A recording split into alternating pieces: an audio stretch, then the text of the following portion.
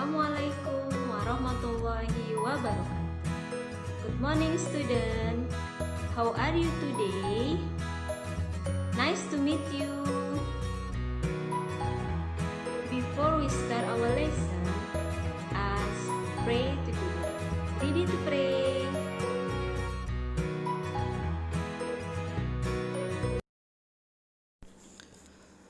Bismillahirrahmanirrahim. Raditu billahi rabba wa bil islami dina wa bi Muhammadin nabiyya wa rasula. Rabbi zidni ilman warzuqni fahman. Amin. Tujuan pembelajaran kita yaitu 1. Siswa dapat menjelaskan kembali upaya bangsa Indonesia mempertahankan kemerdekaan. Yang kedua, siswa dapat menjelaskan bagaimana cara untuk mengembangkan kehidupan kebangsaan yang sejahtera. Sebelum masuk pada materi pembelajaran berikutnya, ingin mengulang materi sebelumnya. Ya, pada video pembelajaran sebelumnya kita membahas tentang makna proklamasi kemerdekaan. Oke, anak-anak, adakah anak-anak sudah memahami dan sudah mengetahui apa makna dari proklamasi kemerdekaan?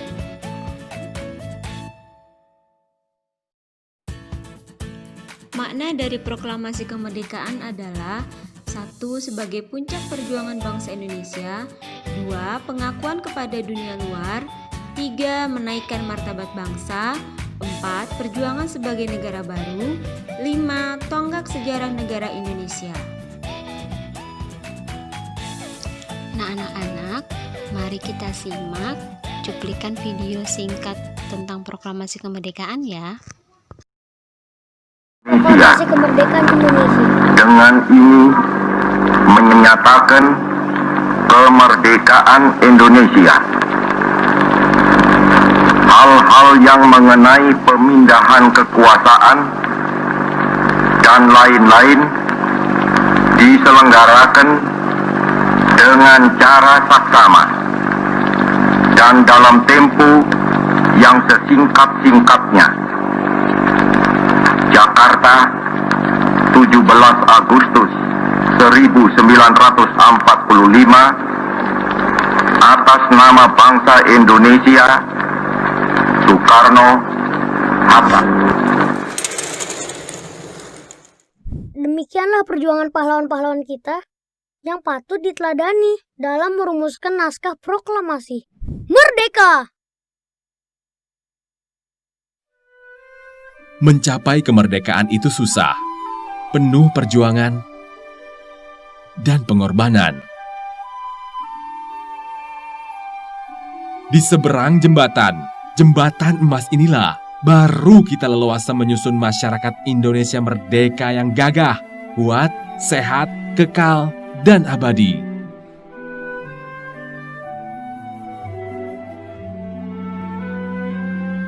Dan situasi kita sekarang memerlukan kemauan untuk memaknai kemerdekaan ini sebagai jembatan emas.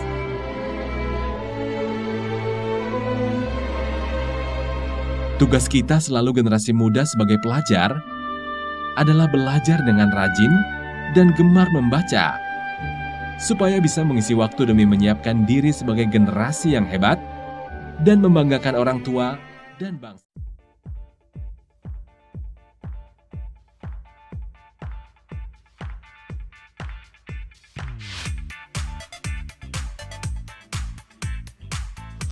Apakah anak-anak tahu siapakah tokoh yang ada pada gambar? Ya, dia dikenal dengan nama Bung Tomo. Bung Tomo adalah tokoh penting di balik peristiwa 10 November di Surabaya.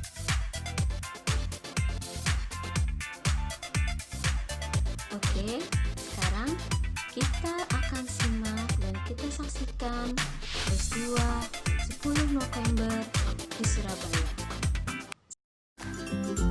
Pertempuran Surabaya. Pertempuran Surabaya adalah pertempuran yang terjadi antara pihak Indonesia melawan pihak Inggris. Sesuai dengan namanya, pertempuran ini terjadi di kota Surabaya. Pada saat Indonesia masih diduduki oleh Belanda, datang Jepang yang saat itu sedang sangat kuat. Jepang mendarat di Pulau Jawa pada 1 Maret 1942. Belanda yang terdesak akhirnya menyerah tanpa syarat kepada Jepang dan pergi dari Indonesia. Indonesia pun diduduki oleh Jepang. 3 tahun kemudian, Amerika membom atom kota Hiroshima dan Nagasaki. Karena merasa sudah kalah, Jepang akhirnya menyerah tanpa syarat kepada sekutu. Dalam masa vacuum of power, pada 17 Agustus 1945, Soekarno memproklamasikan kemerdekaan Indonesia. Perjuangan bangsa Indonesia tidak hanya sampai di situ saja. Pada 15 September 1945, tentara Inggris yang menguncing di Belanda mendarat di Jakarta dan kemudian di Surabaya pada 25 September. Mereka memiliki beberapa misi, yaitu melucuti tentara Jepang, membebaskan tawanan perang, dan memulangkan tentara Jepang. Namun, tentara Inggris juga memiliki satu misi lagi, yaitu mengembalikan Indonesia menjadi jajahan Belanda kembali. Hal ini pun memicu adanya perlawanan rakyat. Mulai 1 September 1945, pemerintah Indonesia memerintahkan agar bendera merah putih selalu dikibarkan di seluruh wilayah Indonesia. Namun, pada malam hari tanggal 18 September 1945, sekelompok tentara Belanda yang dipimpin oleh Plukman mengibarkan bendera Belanda di tiang teratas Hotel Yamato. Keesokan harinya, area-area Surabaya yang melihatnya marah dan kemudian berkumpul di depan Hotel Yamato. Sudirman yang saat itu hadir masuk ke dalam hotel digawal oleh 2 orang untuk meminta kepada Plukman agar segera menurunkan bendera, tetapi Plukman menolak, kemudian menembakkan senjatanya. Plukman tewas dicekik oleh salah satu pegawai Sudirman, yang juga tewas ditembak oleh tentara Belanda. Sudirman dan seorang lagi pengawalnya pergi melarikan diri. Area-area Surabaya yang berada di luar berhasil menurunkan bendera Belanda, merobek warna birunya, dan menaikkannya kembali ke puncak tiang bendera. Setelah kejadian tersebut, meletuslah pertempuran Indonesia melawan Inggris. Pertempuran memuncak dengan terbunuhnya Brigadir Jenderal AWS Malabi yang merupakan tentara Inggris di Jawa Timur. Pada malam hari tanggal 30 Oktober 1945, mobil yang ditumpangi Malabi berpapasan dengan kelompok milisi Indonesia. Terjadi kesalahpahaman yang menyebabkan terjadinya baku tembak. Malabi tertembak dan mobilnya diledakkan menggunakan granat. Kematian Malabi menyebabkan Inggris menjadi marah besar. Posisi Malabi digantikan oleh E.C.R. Mansell. 10 November, Mansell mengeluarkan ultimatum yang bunyi, semua pimpinan dan orang Indonesia yang bersenjata harus menyerahkan senjatanya di tempat dan menyerahkan diri dengan mengangkat tangan di atas. Batas waktu sampai jam 6 pagi. Jika tidak, maka kota Surabaya akan diserang dari darat, laut, dan udara. Ultimatum tersebut dianggap sebagai sebuah penghinaan terhadap rakyat Indonesia. Pada pagi hari, tentara Inggris mulai melancarkan penyerangan. Salah satu tokoh pemuda mengobarkan semangat pulang area-area Surabaya melalui pidatonya yang berakhir. Surabaya digempur dari 3 sektor, yakni darat, laut, dan udara. Terjadi pertempuran yang sangat sengit selama kurang lebih 3 minggu.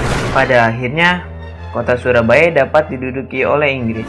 Sebanyak 6.000 hingga 16.000 pejuang Indonesia tewas, dan sebanyak 600 hingga 2.000 tentara Inggris juga tewas dalam pertempuran tersebut. Maka dari itu, maka 10 November diperingati sebagai Hari Pahlawan. Pertempuran Surabaya menunjukkan betapa heroiknya para pejuang melawan kekuatan asing. Sudah sepatutnya kita ikut mempertahankan kemerdekaan Indonesia. Jangan sampai Indonesia dikuasai oleh negara asing lagi.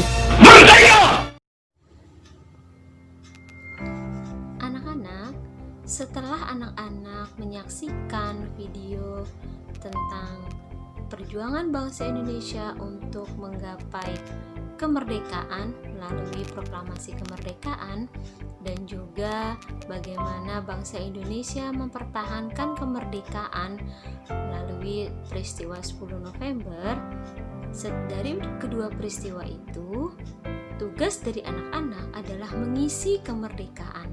Bagaimana mengisi kemerdekaan itu? Ya, anak-anak isilah kemerdekaan dengan rajin belajar dan juga giat bekerja. Oke, pesan dari Mem untuk anak-anak, tetap semangat belajar, tetap semangat menuntut ilmu untuk masa depan kelak. Billahi taufiq wal hidayah. Wassalamualaikum warahmatullahi wabarakatuh. Jumpa